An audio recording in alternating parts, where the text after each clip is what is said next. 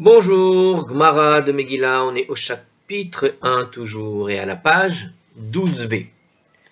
Alors, on continue notre analyse de la Megillah, vraiment quasiment ligne par ligne. On est maintenant dans Esther, chapitre 1, verset 10, en citant le verset, la Megillah, donc, le traité de Megillah nous poursuit avec le verset suivant.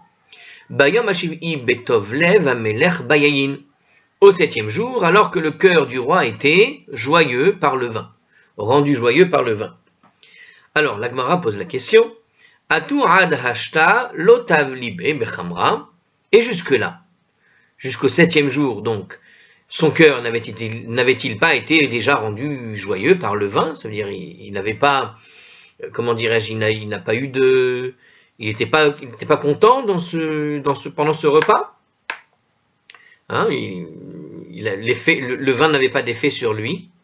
Donc pourquoi, en gros, la question c'est pourquoi est-ce qu'on vient nous apprendre ici que le vin, en quelque sorte, a eu une emprise à ce moment-là seulement, d'accord, dans le cœur du roi. L'Agmara répond, Amar Rava Yom HaShevi'i Shabbat Haya. Rava a dit, le 7e jour en question, c'était Shabbat en fait. Donc dans le verset, l'expression 7e jour pourrait désigner le Shabbat, 7e jour de la semaine, puisqu'il y a écrit Bayom HaShevi'i, mais le 7e jour peut être celui comme dans la Torah, Yom HaShevi'i, c'est le 7e jour de la création, donc c'est le jour de Shabbat, qui est Tovlev Amelech Bayayin. Donc l'expression employée donne l'impression qu'on était donc le jour de Shabbat. C'est une explication du Maharsha ici pour nous donner la référence, comment Rava explique. En tout cas, Rava nous dit, ce 7e jour en question, c'était Shabbat. Alors, ça veut dire quoi? Alors, il nous précise en petit commentaire entre les lignes, comme ça, que c'est un jour où la différence entre les mœurs juives et païennes est encore plus forte, encore plus accentuée. D'accord? Comme on avait vu précédemment, on avait vu que, quelque part, le roi, pour satisfaire un peu tout le monde, a donné en quelque sorte à chaque communauté, et à chaque ministre représentant ces communautés, notamment Mordechai et Haman, chacun représentant sa communauté, d'organiser à sa façon, en surveillant par exemple la cacheroute pour les juifs,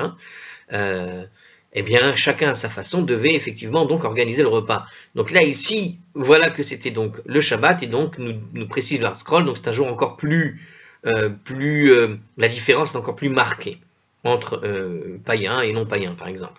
Chez Israël, ochlin veshotin matrilin bedivre Torah ou divre tishbachot, parce que lorsque les Juifs mangent et boivent, ils commencent d'abord par tenir des propos de Torah et des propos de louange à l'adresse de Dieu. Aval rovde kochavim chez ochlin veshotin en matrilin ela bedivre tefilot. Mais des païens qui mangent et boivent ne commencent pas à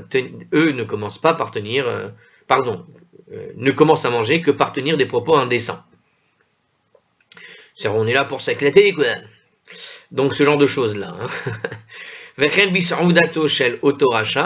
Et c'est exactement ce qui s'est dépassé durant le festin de ce rachat, ce méchant Achashverosh, en l'occurrence ici.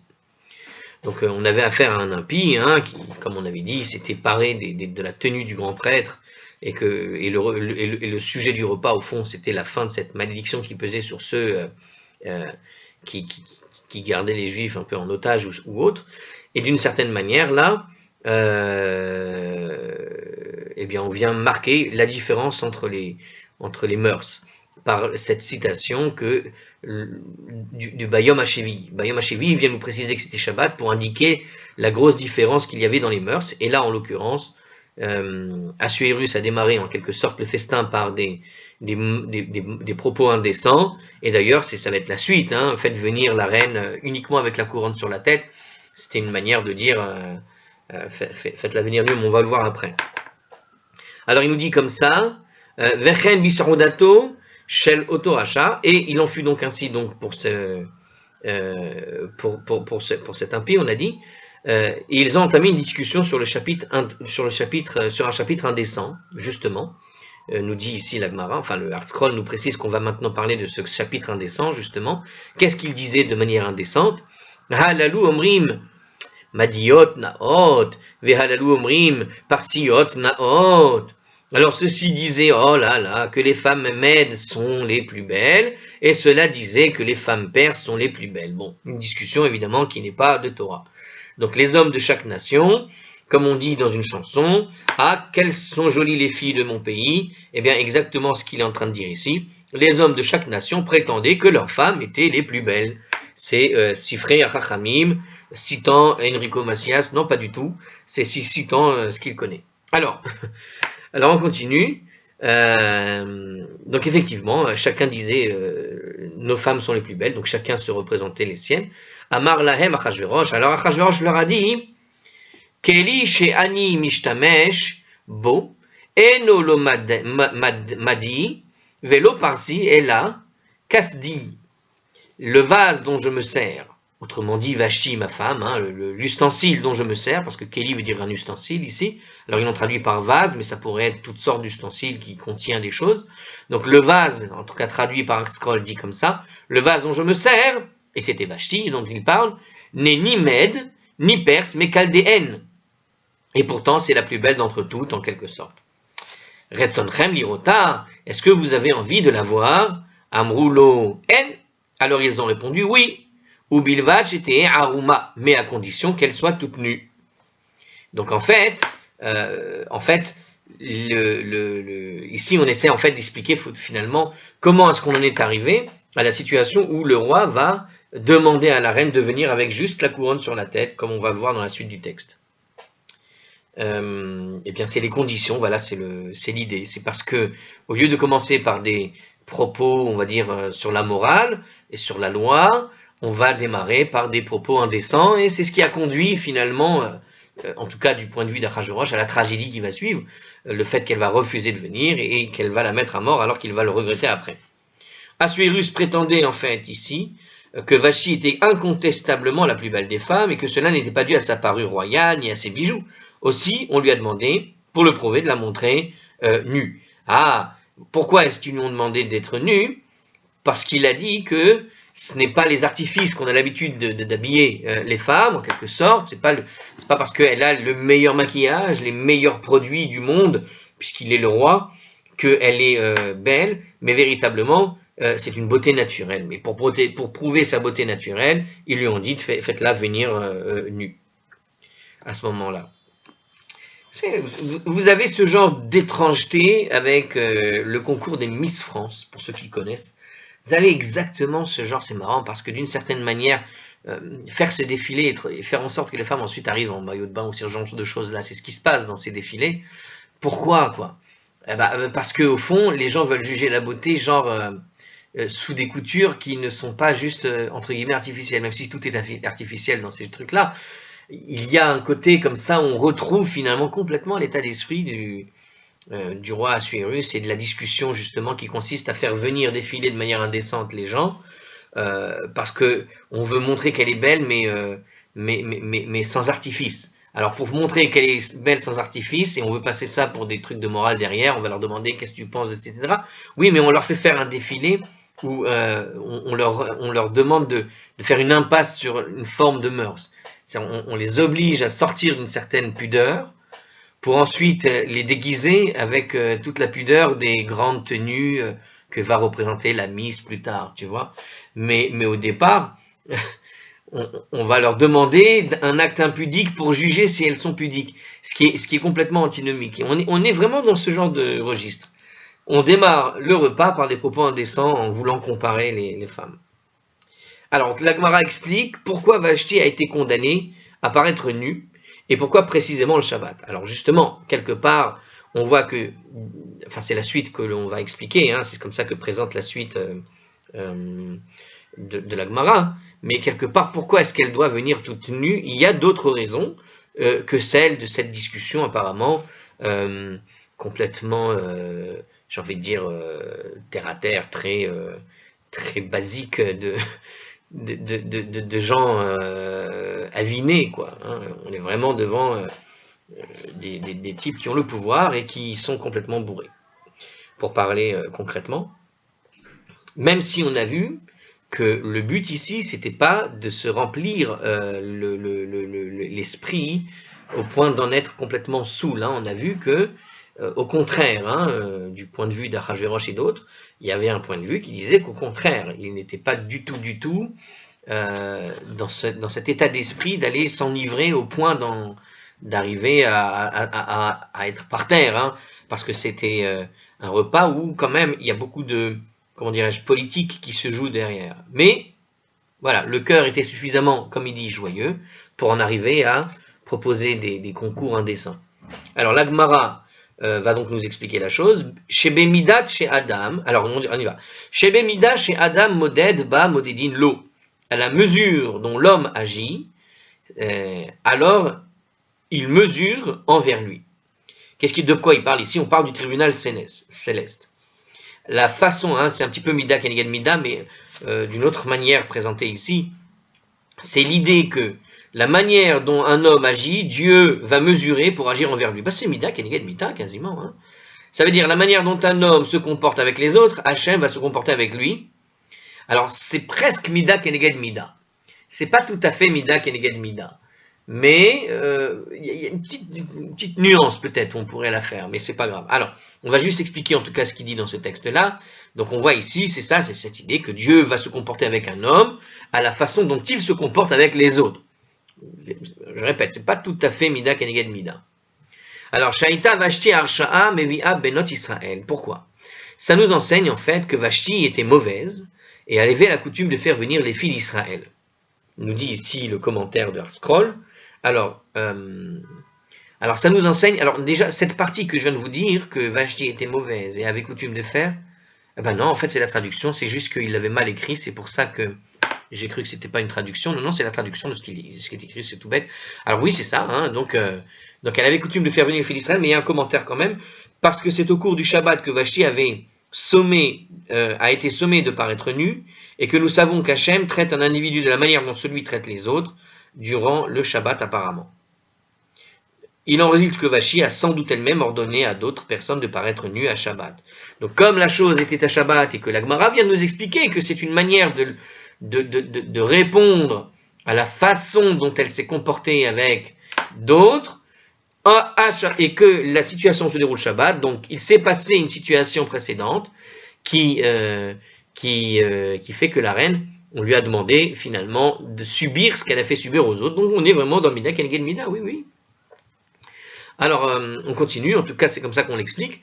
Umafshitan, alors qu'est-ce qu'elle faisait justement? Elle faisait donc venir les filles d'Israël probablement à Shabbat. Umafshitan arumot verosabahen melacha beshabbat, de les déshabiller entièrement puis de les faire travailler à Shabbat. Donc elle faisait faire ça. Il faut rappeler que Vashti, encore une fois, est une reine, est une petite fille de Nabuchodonosor. On est dans la lignée de Nabuchodonosor qui a chassé les Juifs, qui les a mis en esclavage et qui, bien évidemment, dans le royaume des Babyloniens, avec ce qu'ils faisaient là-bas, comment on traitait les esclaves, en particulier les femmes. Donc on est dans ce registre hein, chez Vashti. Vous savez quoi, j'ai lu un article tout récemment sur Léopold II. Je ne sais pas si vous avez entendu parler de Léopold II, c'est le roi belge dans les années 1890, 1870, quelque chose comme ça, je ne me rappelle plus très bien la date, 1856 peut-être. Et la manière dont il a massacré 10 millions de Noirs au Congo, et la façon dont il se comportait là-bas. Et c'est intéressant de voir en fait comment se comporte en général le roi conquérant quand il a des intérêts dans un pays, comment il s'est accaparé le Congo, comment il se l'est accaparé, et puis ensuite comment il a maltraité la population locale, qui les a mis en esclavage sur place, puisque déjà à l'époque on commençait à interdire l'esclavage en Europe. Eh bien, comme tu ne pouvais pas utiliser d'esclaves en Europe, il a tout simplement créé un système d'esclavage dans le pays même où se trouvaient les gens. C'est-à-dire qu'il a transformé le Congo où habitaient là-bas les Congolais pour en faire des esclaves. Et il raconte cet article des trucs terribles, des mutilations si jamais il ne ramenait pas une certaine quantité de choses, mutilations sur les bras pour celui qui amenait des choses ou qui faisait des fautes ou qui se faisait systématiquement assassiner. 10 millions de morts. Ça, c'est pour juste illustrer ce côté.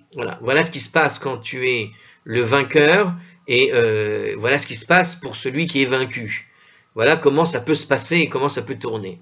c'est pas évident quand on a des fous qui sont à la tête d'un pays, et même s'ils ne sont pas fous, qui ont une certaine, idée de comment traiter le pays qu'il a conquis.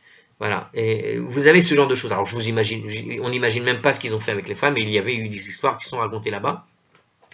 Mais concrètement, voilà, il faut se rappeler de, malheureusement, ce genre de choses continue, quoi. C'est-à-dire que le vainqueur, pour peu qu'il n'a pas d'éducation, et le roi Léopold II apparemment n'en avait pas, à traiter les gens comme des animaux, si ce n'est pire. Bon, alors la reine, voilà, la reine Vashti, quand on te dit qu'elle était méchante, il faut rappeler qui elle est pour comprendre pourquoi est-ce qu'elle était méchante et qu'est-ce qu'elle a bien pu faire. Et là, on ne parle que de quoi finalement? Déshabiller les femmes et leur demander de travailler Shabbat. Bon, c'est pas le pire, hein, je peux vous dire, hein, par rapport à ce que j'ai vu comme article, je peux vous dire que j'ai vu des choses terribles derrière, qui existaient récemment.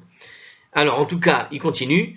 En tout cas, elle a été punie, et c'est pour ça, nous dit Hartzroll, que le ciel l'a punie, et elle a reçu d'Achashverosh l'ordre de paraître nue pendant Shabbat, une manière de rendre justice à ces femmes qui ont été humiliées à Shabbat par sa main auparavant, quand elle était encore en Babylonie. Haïnu dirtiv, comme il est écrit, Achar adevarim ha'ele keshoch hamat hamelech Achashverosh zachar et Vashti ve'et asher asata ve'et asher nigzar alea.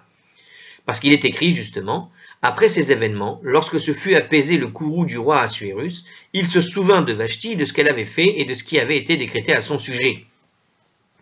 Et justement, ça veut dire quoi ce passage? Il est étrange ce passage, pourquoi? C'est dans Esther chapitre 2 verset 1. Il est étrange pour deux raisons. Je vais dire pourquoi. Parce qu'il y a écrit, il se souvint de Vashti, de ce qu'elle avait fait et de ce qui avait été décrété à son sujet. Mais qu'est-ce qu'elle avait fait? Et de ce qui a été décrété à son sujet. Donc qu'est-ce qui s'est passé? Keshem she'asta, nous dit la Gemara, kach nigzar aleya. De la même manière, c'est le mot xera qui est intéressant ici, d'accord? Asher nigzar aleya. Donc justement, keshem she'asta, kach nigzar aleya. Comme elle avait agi envers les filles d'Israël, ainsi fut-il décrété à son sujet. Alors il précise quand même, parce qu'il manque, j'ai l'impression qu'il manque quelques explications. La Gemara va commenter les mots ve'et asher asata. Alors, le mot est-ce qu'elle avait fait, qu'est-ce qu'elle a fait justement? Alors, apparemment, sans rapport avec le contexte du verset. Justement, pourquoi c'est sans contexte? Parce que qu'est-ce qu'elle a fait en réalité, la reine Vashti, pendant ce repas? Elle a refusé de venir. Mais ça ne s'appelle pas, le verbe faire en hébreu implique toujours une action. Hein, en réalité, le verbe faire en hébreu, larasot, veut dire agir en réalité. Or, quelqu'un qui ne vient pas, c'est pas quelqu'un qui agit. On n'agit pas en ne venant pas. On n'a pas fait une action. D'accord? Donc quand il y a écrit dans la Megillah, à cause de ce qu'elle a fait, ça veut dire qu'elle a agi, elle a fait quelque chose concrètement. Mais ça ne peut pas être simplement refusé. Car elle a simplement refusé. Ça ne s'appelle pas agir. Donc justement ici, s'il y a écrit agir et que le texte précise pour ce qu'elle a agi, elle a reçu le coup qu'elle méritait, d'une certaine manière, c'est par rapport à une action particulière. Et la Gemara explique justement que c'est ce qu'elle a fait contre les femmes d'Israël. Alors, je vais le dire dans les mots de Hartzroll, parce que peut-être il y a quelque chose d'autre à apprendre. Alors, on y va. La Gemara commente donc les mots et asherasata, ce qu'elle avait fait, apparemment sans rapport avec le contexte du verset, comme on a vu. Donc, en effet, qu'importe ce qu'elle a fait au regard des remords qu'éprouve Achashverosh, après avoir tué sa femme dans un accès de fureur et d'ivresse. D'accord. Donc, au fond, il nous dit la chose comme ça. Peu importe ce qu'elle a fait au regard du remords qu'a éprouvé le roi. Alors, la Gemara vient relever en fait que cette expression, ce qu'elle avait fait, est une remarque de l'écriture, à savoir que ce n'est pas forcément une remarque de Assuérus, parce que ce n'est pas Assuérus qui, lui, il regrette de l'avoir tué, point. Il n'a pas besoin de savoir ce qu'elle a fait, ce qu'elle n'a pas fait. Donc, en fait, on a ici une sorte de message envoyé par les rédacteurs de la Megillah pour nous indiquer ce qu'elle a agi contre les Juifs. C'est-à-dire, on nous a montré ici une sorte d'indice pour nous mettre sur la voie, enfin c'est plus qu'un indice, on fait une allusion à ce qu'elle a fait concrètement contre les Juifs. Et non pas, pourquoi est-ce que le roi va réfléchir à ce qu'elle a fait et pas fait, il s'en fout le roi. Parce que voilà, il lui manque. il pense à sa femme qui l'a tué, il lui manque, point. Il n'y a pas besoin d'indiquer cette partie-là de ce qu'elle a agi, pas agi, etc. C'est pas, ça colle pas, en tout cas. Donc par conséquent, ces mots désignent non pas le refus de paraître devant le roi, puisque ça importe peu au roi tout ce qu'elle a pu faire, vu qu'on a vu qu'elle lui manque, donc on s'en fout de ce qui s'était passé, on s'en fout du passé, quoi. En tout cas, lui, le roi, n'en tient pas compte de ça. Mais en fait, ces mots ont été mis là, plutôt pour l'ignoble pratique de dénuder les jeunes femmes et de les faire travailler Shabbat. Et Dieu a fait en sorte qu'Achashverosh agit à son égard à la manière dont Vashti avait agi envers elle, ces femmes juives à l'époque de la Babylonie, le Maharsha. Mais peut-être que c'était même pas seulement à l'époque de la Babylonie, mais aussi de l'époque de Assuérus, en fait, maintenant que j'y pense. Puisque elle était la reine de là où elle se trouvait, donc elle pouvait très bien jouer de ce jeu, de ce pouvoir, pour continuer en quelque sorte de martyriser les Juifs qui étaient sous la coupe des Babyloniens, et que elle, devenant reine des Perses, bah, elle reste, ces femmes, sous sa coupe, d'une certaine manière. Alors, on poursuit. Alors, on reprend maintenant le récit de la Megillah, nous dit Haskell, et l'affrontement qu'il va y avoir donc entre la reine et le roi, ici, pendant la fête. Alors, qu'est-ce que dit la Megillah? Vatemaen amalka Vashti. Et la reine refusa. La reine Vashti, pardon, refusa donc de venir. Alors, il y a quelque chose d'étrange dans ce passage, nous dit ici finalement la Gemara, le verset 12 du chapitre 1, hein, donc c'est la suite. Quelle est donc la réaction de la reine? Mikedi peritsta havai, or voyons, nous dit la Gemara, elle était pourtant une femme dévergondée. C'était pas une femme vertueuse, Vashti. Et on l'a vu dans un texte précédent, dans le passage qu'on a analysé dans les vidéos précédentes, on avait parlé justement que, en fait, les deux collaient très bien ensemble. Hein. Aussi bien le roi que Vashti étaient des gens avec des mœurs très légères et complètement, voilà, ils allaient très bien ensemble, au sens où, vous vous rappelez, c'était au sujet du repas des femmes. On avait vu que le repas des femmes avait été fait dans le palais, là où il pouvait être proche des hommes. Ça veut dire que ça ne la dérangeait pas s'il y avait moyen de faire des choses avec d'autres hommes. Et les deux étaient tout à fait en osmose dans cette manière de faire les choses. D'accord? Donc, on sait que les deux étaient tout à fait dévergondés. Alors pourquoi à ce moment-là elle a refusé? Donc ce que dit la Gemara ici, mais voyons, elle était dévergondée.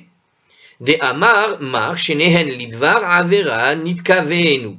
Alors justement, c'est ce qui était écrit justement à la conclusion de ce qu'on avait vu dans le passage que je viens de citer sur l'endroit du palais. Au lieu de parler du palais des femmes, on parlait d'un palais où il pouvait y avoir un mélange avec les hommes. On avait justement dit précédemment, à la fin de la page 12a, nous précise un scroll puisqu'il l'écrit ici, tous deux, Achashverosh et Vashti, projetaient de commettre des actes immoraux dans tous les cas. De toute façon, c'était déjà prévu. On va boire un petit coup et on va s'éclater. Tu vois ce que je veux dire? Ce genre de choses-là. Donc, ils étaient prêts à faire des actes immoraux de toute façon. Maïtama lo atai.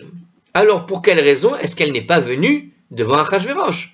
Puisque Achashverosh lui demande de venir nue, normalement, ça ne devrait pas tellement la déranger au fond.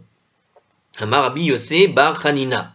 Rabbi Yossé bar Hanina a dit, Melamed, Sheparechaba Tsaraat. Alors ça nous apprend en fait qu'elle avait contracté une lèpre. Donc elle a eu une lèpre. Donc du coup, elle ne voulait pas paraître nue parce que ça risquait de dévoiler sa lèpre. Alors Rashi et Tosfot citent un passage du Yerushalmi qui démontre cette assertion au moyen d'une analogie du terme. Donc en fait, il y a un moyen de prouver la chose dans le texte. D'une part, il est écrit dans la Megillah ce qui avait été décrété à son sujet. Et d'autre part, il est écrit à propos du roi Uziyahu, dans le livre des Chroniques de 26-21. Et le roi Uziyahu fut lépreux jusqu'au jour de sa mort, et lépreux il demeura dans une maison en quarantaine, et il précise justement à la fin de ce passage, car il en avait été décrété ainsi depuis la maison de Hachem, ça veut dire que c'est Dieu qui avait décrété qu'il ait la lèpre en quelque sorte.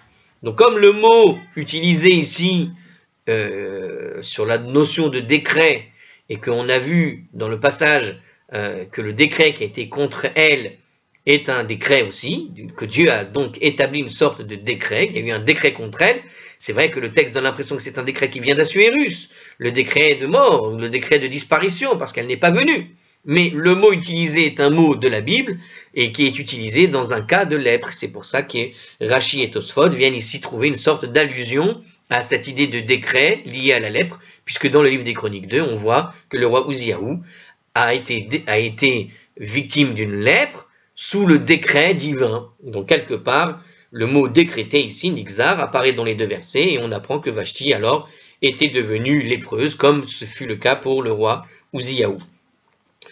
Au demeurant, ce commentaire ne figure pas dans nos éditions de Yerushalmi, voir le Maharatz. Bon, alors ça veut dire que c'est Rashi et Tosfot qui citent le Yerushalmi, mais quand tu regardes le Yerushalmi, tu ne trouves pas ce passage-là. Bon, alors c'est étrange. Comme on a dit plusieurs fois, il existe plusieurs versions avec quelques petites différences ici ou là entre les Gmarot. Bon, ça c'est les Gmarot qui ont été selon l'endroit où a atterri la Gmara, si c'est en Pologne, à Vilna ou si c'est ailleurs. Moi, je connais une édition de Gemara que j'ai chez moi, une vieille édition de Gemara, chez mon père plutôt, où il y a là-bas une Gemara, mais avec une autre pagination. C'est-à-dire que c'est pas tout à fait la même pagination que ce qu'on a dans les éditions de Vilna, c'est une autre édition, c'est pas la même, quoi. Voilà, c'est tout. C'est intéressant de voir qu'il y a plusieurs types d'éditions, très très vieille édition. Genre un siècle et demi, hein, presque 200 ans, une édition vieille de 170 ans, quelque chose comme ça. Alors on y va. Alors on continue. Or, elle était dévergondée, d'Amar, Mar, Shenehem, Lidvar, Avera, Nidkavera. On était là, voilà, donc on vient de dire. Donc, on a dit donc que Rabbi Hanina a dit, ça nous apprend qu'elle avait contracté la lèpre. On s'était arrêté là. Alors, on continue.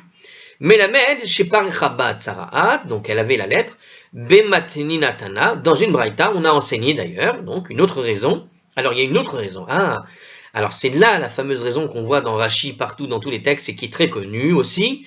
Ba Gabriel, alors elle est entre crochets, ça veut dire que cette raison n'est pas dans toutes les éditions, je suppose. Alors en tout cas, il nous dit comme ça, Ba Gabriel verasa la zanav. Donc il y a une braïta qui cite comme ça et qui dit que Gabriel, l'ange, est venu et lui a fait pousser une queue. Alors, toutefois, le Harouch explique que Zanav ne désigne pas forcément une queue, mais tout étirement anormal d'une partie du corps, nous dit le Maharsha, un bouton disgracieux, ce genre de choses-là, en fait. Voilà. Donc, Zanav, si ça peut être une queue, mais ça peut être tout étirement disgracieux, nous dit le Maharsha, parce que ça semble incroyable et improbable de voir une queue pousser. Alors, je vais dire au Maharsha, tu peux croire à une queue, je vais te dire pourquoi, parce que ceux qui ont Internet et qui voient sur Google, voient que, en fait, savent que la partie du coccyx en bas du dos est en réalité un reste, d'après la théorie d'évolution, de ce que tous les animaux, tous les vertébrés possèdent à l'endroit de la queue. Et qu'en fait, le bas du dos, cet endroit où se trouve le coccyx, est en réalité un reste de ce qui aurait dû appartenir à l'élément d'une queue. Maintenant, ce qui se passe, c'est que le coccyx en question, qui se trouve donc tout en bas du dos, des fois, il peut s'avérer, à la suite d'un accident, par exemple, quand tu tombes par terre, que quelqu'un qui aurait eu un coccyx un peu long, eh bien, à cause d'une chute ou autre, ce coccyx pourrait sortir légèrement du dos. Et il y a comme une impression, effectivement, de queue qui sort dans le dos. Donc, sachez que c'est des malformations. Des gens qui naissent avec le coccyx rallongé et donc avec comme un élément de la queue qui sort presque, existe. Voilà, ce genre de cas existe vraiment. Alors, il nous dit qu'il a fait pousser la queue. L'ange Gabriel, c'est étrange, on aurait pu plutôt penser à l'ange Raphaël, l'ange de la guérison, peut donner peut-être des maladies. Pourquoi l'ange Gabriel? L'ange Gabriel, c'est l'ange de la force. Alors c'est pour ça que je pensais à une chute. Il pourrait exister cette idée de chute, parce qu'en général, l'ange Gabriel, c'est la force, le Gibor, c'est celui qui vient pour les destructions, ce genre de choses-là. Donc on peut imaginer effectivement qu'elle a fait une mauvaise chute et qu'elle s'est cassé le coccyx, et que quelque chose du coccyx, en se recomposant, a fait sortir d'une certaine manière l'impression d'un début de queue dans le dos. Et donc on peut parler de Zanav, et on rend du coup tout le monde d'accord sur cette idée-là, à savoir qu'effectivement, au niveau du zanav, c'est-à-dire de l'endroit du coccyx anciennement, du moins du point de vue de la morphologie humaine, eh bien à cet endroit-là, en bas du dos, a pu avoir quelque chose de zanav dans l'autre interprétation des choses, c'est-à-dire quelque chose de disgracieux qui sort du corps. D'accord? Ça aurait pu être un bouton ailleurs, hein, mais ça pourrait très bien être effectivement une impression de queue qui sort. Sachez-le, ça existe. Et des gens naissent avec, c'est assez bizarre à voir, mais ça existe. Alors le verset, donc le même verset, hein, on n'a pas bougé, conclut Vaiktsov Amelech Meod, et le roi s'irrita beaucoup. Pourquoi? Parce qu'elle, évidemment, hein, parce qu'elle a refusé de venir. Alors, le Bach rajoute ici à la fin du verset, à savoir Vachamata Ba'aravo, et sa colère brûla en lui. Bon, on cite simplement le verset, sauf que d'autres, au lieu de mettre Meod, on a mis Ba'aravo, on a fini le verset entièrement. Bon, c'est pareil, ça revient au même. En gros, il s'est irrité, une colère qui est venue de l'intérieur, hein, qui a brûlé en lui. Bon, le mot colère, alors Vaiksov, pour le coup, Ba'aravo, comment il dit? Oui, c'est ça, Ba'ara. Ah, d'accord, Vachamato. Il faut se rappeler que le Vachamata Ba'aravo, Vachamata, c'est le mot qui désigne aussi la colère en général, quelque chose de l'irritation, la colère. Pourquoi? Vachama, Chama, brûla, parce que Cham veut dire chaud, et souvent, les gens qui ont le sang chaud, qui sont énervés, etc., il y a cette idée-là de Cham, voilà, il est chaud, le cœur est chaud, tellement il est en colère et autres. Il y a cette notion-là qui est souvent en relation. Bon, je l'ai dit ailleurs, je l'ai dans la tête, mais là, vous n'allez pas comprendre. Alors, la Gemara s'enquiert, on continue, elle pose la question, Amay dalka be kule hay. Pourquoi sa colère s'est enflammée à ce point? Donc, dans le texte original, on voit bien qu'il y a le roi qui s'irrita et la colère qui a brûlé. Donc, on a le mot colère qui veut dire chaud, ba'arab, c'est brûlé. Donc, la colère brûle, ça veut dire la chaleur qui est montée en lui a brûlé complètement. Donc, on est dans l'idée d'enflammer en français, complètement, vraiment. Et c'est ce que utilise comme terme, dalka, c'est vraiment le terme que tu utilises pour ce qu'on appelle allumer des choses. Hein. Delek en hébreu signifie l'essence, par exemple. Donc, ici, le roi, donc pourquoi la colère s'est enflammée à ce point? Qu'est-ce qui a énervé à ce point?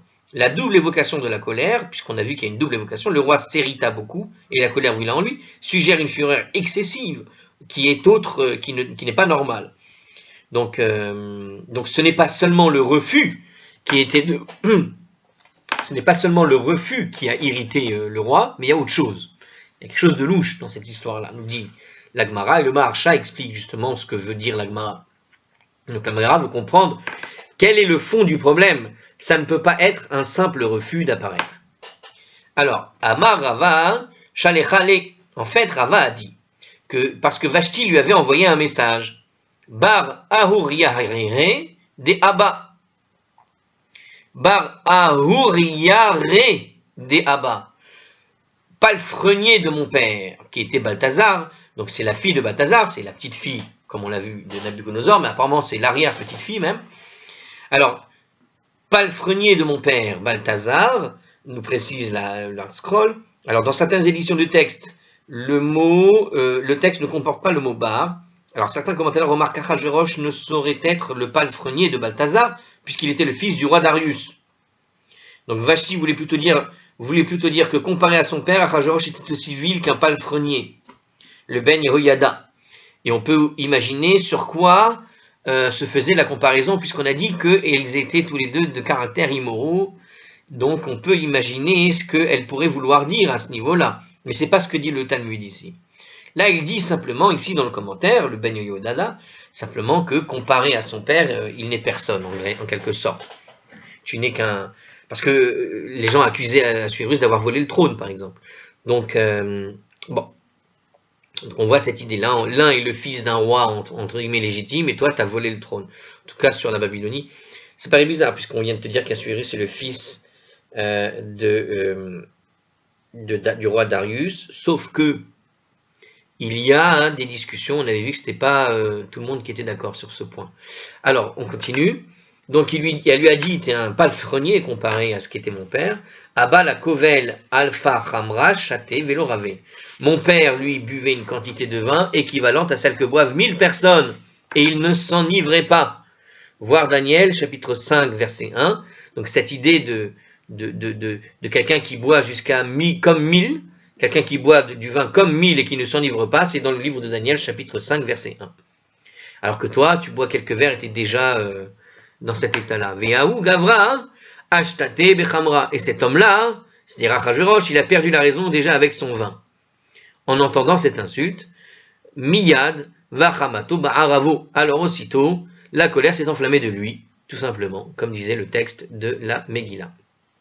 Ben voilà, finalement, c'était une équivalence sur le vin. Il s'est mis en colère parce qu'il a été tout simplement comparé à Balthazar, et que Balthazar, en gros, il lui a dit, mais toi, tu es déjà ivre avec quelques verres, alors que mon père ne s'enivrait jamais. Et tu es déjà en train de me demander des choses insensées, comme venir toute nue devant tes amis, ou je ne sais quoi.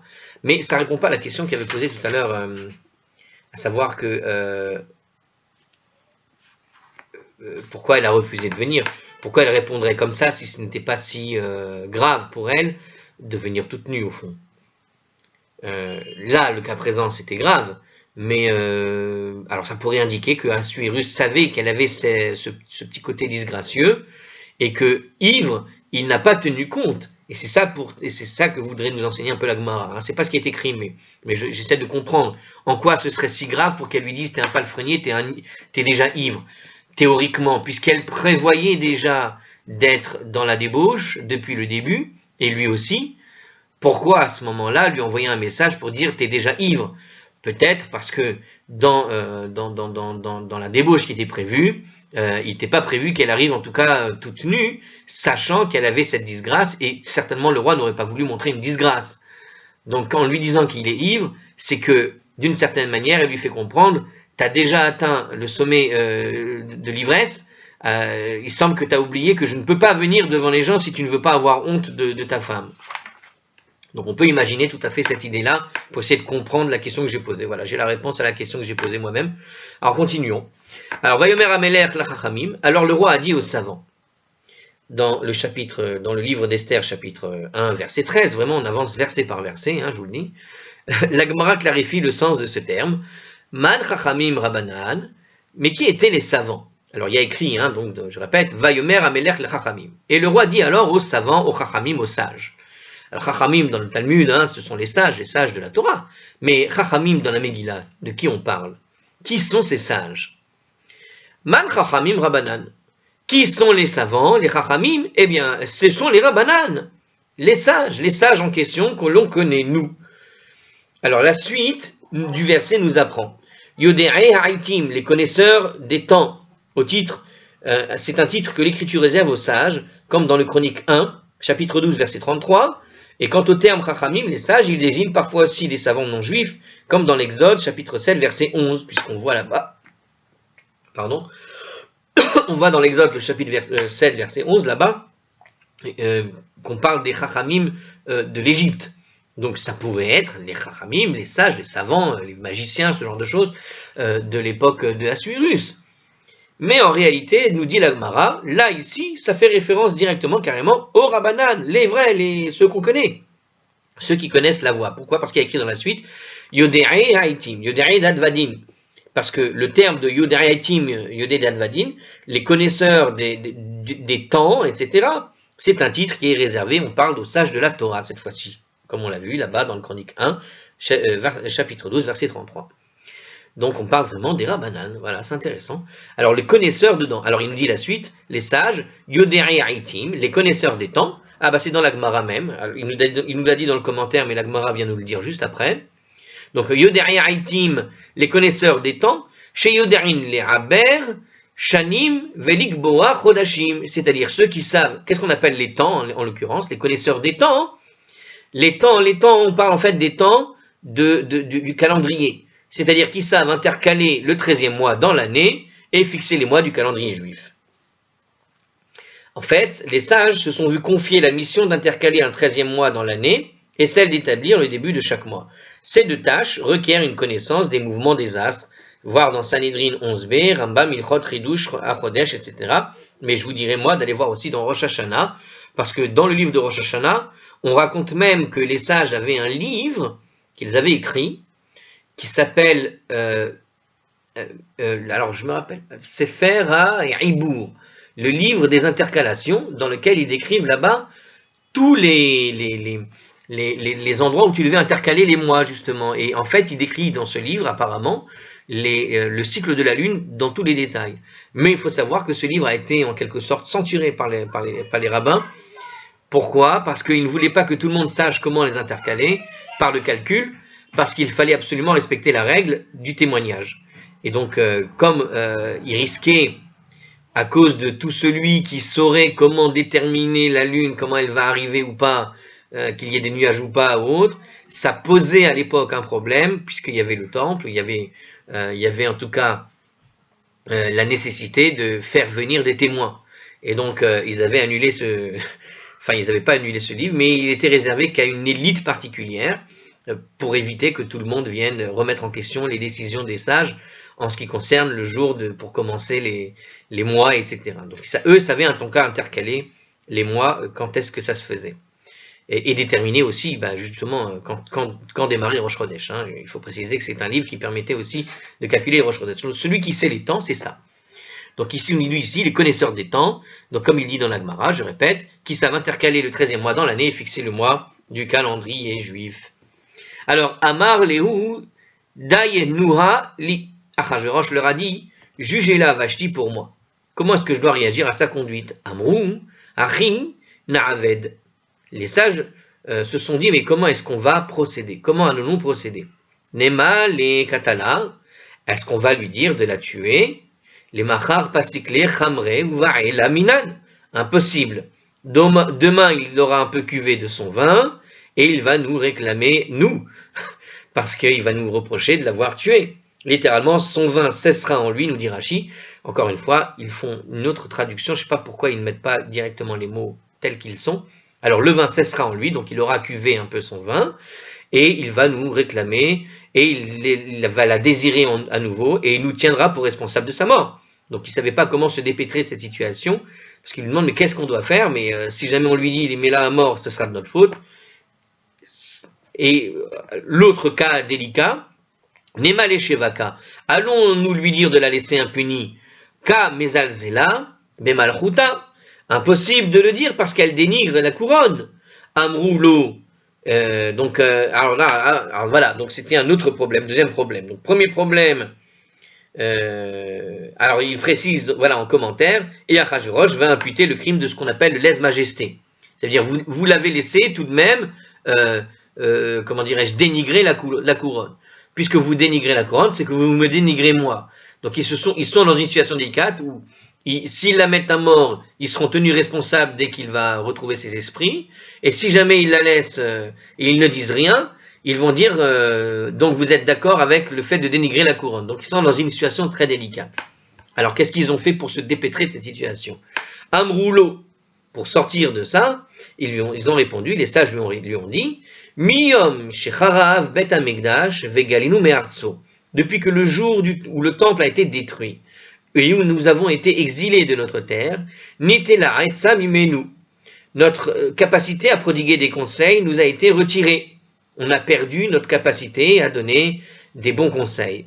À cause de quoi? Les vicissitudes de l'exil nous imposent. Vous savez, quand on est en exil, c'est pas comme à l'époque. Le seul travail que l'on avait, c'était de juger sur les autres et les situations.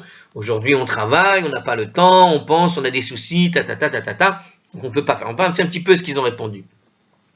Donc on n'a plus la sagesse qu'on aurait dû avoir. On a perdu de cette sagesse. On ne sait pas comment t'aider depuis la destruction du temple. Et nous ne savons plus juger les peines capitales. Alors, Zil legabé Amon ou Moab de Yodve beturtaïhe. Va auprès de Amon et de Moab qui sont demeurés à leur place là-bas. Kechamra dediate al dourdaye, tel un vin qui repose sur sa lie. En d'autres termes, ils ont dit ils n'ont souffert ni de l'instabilité ni de l'exil. Leurs sages ont par conséquent une certaine sérénité d'esprit indispensable à un jugement lucide. Alors, en commentaire encore, alors qu'est-ce qu'il veut nous dire ici en commentaire? Tosfot nous dit, affirme qu'il faut supprimer du texte le mot Amon, Parce que la Gemara a déjà déclaré dans Berachot 28a, ailleurs donc, que Sancheriv est venu et a dispersé la nation de Ammon parmi les autres nations. Donc Ammon a déjà été lui aussi exilé. Donc théoriquement, c'est plus possible. Donc Ammon n'est plus à sa place de base. De plus, le verset que la Gemara cite plus bas mentionne uniquement Moab et non Ammon. Donc dans le verset qui a été mentionné, qu'on va dire à la suite, on ne va pas citer Ammon. Donc théoriquement, le mot Ammon est en trop. Et pourtant, la ville de Amman existe encore. Et Ammon, Amman, ça se trouve encore au même endroit. Pas sûr qu'il n'est pas... Bon, peu importe. Alors, c'est Rachi qui nous a expliqué ici que donc, ils n'ont pas souffert, en tout cas, en conclusion, hein, ils n'ont pas souffert de l'instabilité de l'exil, et donc ils peuvent encore juger de manière lucide. La Gemara fait une remarque. Veta Ama Amroulé. Alors, ce que les sages lui ont dit était réellement sensé. D'accord? La raison qui a été donnée était sensée. Dirtiv, Sha'anan Moav Mine'urav et Shaketuhu El Shemarav. Car il est dit donc, justement dans le texte, en citant Moav exclusivement, comme on vient de dire, Moav est tranquille depuis sa jeunesse, il repose sur sa lie. Voilà, c'est le verset de Jérémie, chapitre 48, verset 11. Velo hurak mikeli el keli uvagola lo alar. Et il n'a pas été vidé d'un ustensile à l'autre, ni n'a été en exil, c'est la suite du verset. Aken Amad Aramo, Bo Verecho Lonamar, aussi son goût lui est resté, et son parfum ne s'est pas altéré. Donc il y a ici une métaphore du vin, mais pour parler de quoi? Pour parler de la sagesse et de la capacité justement à rendre des jugements, en tout cas dans son peuple. Ils n'ont pas perdu la chose, ça ne s'est pas altéré. Et donc il est allé dire, allez plutôt demander à Moab, nous on a nos vicissitudes, on est en inquiétude en permanence, on ne sait pas, on a perdu notre raison en quelque sorte, et donc voilà, et ils ont eu raison de le dire apparemment. Alors l'Agmara reprend le commentaire du récit de la Megillah, il dit comme ça, Miyad, aussitôt, Achashverosh, alors suivi les recommandations, et il a allé prendre conseil ailleurs, comme dit le verset, Ve'akarov elav karshena shetarad mata tarshish. Et le plus proche de lui, Karshena, Shetar, Admata, Tarshish, etc., etc. Donc dans le livre d'Esther, chapitre 1, verset 14, et puis on reprendra ici dans la prochaine vidéo.